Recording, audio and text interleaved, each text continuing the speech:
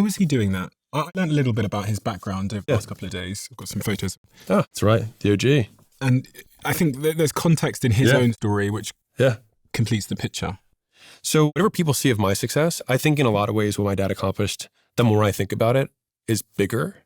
My dad fled during the Iranian Revolution, right? And then he went to go to France to become a doctor, but he didn't speak French. And so he had to try to go into medical school and take Orgo in a language that he didn't understand.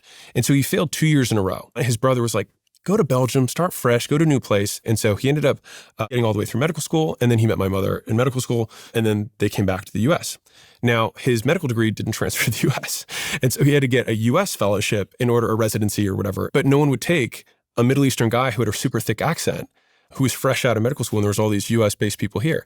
And so for 2 years, he ran x-ray slides. He finally gets a residency. And then he decides when he comes back to Baltimore, which is where I'm from, that he's going to, instead of join the practice that my mother had with her father, he was going to go out on his own, which is pretty ballsy, right? He didn't have a foreigner, didn't have anything.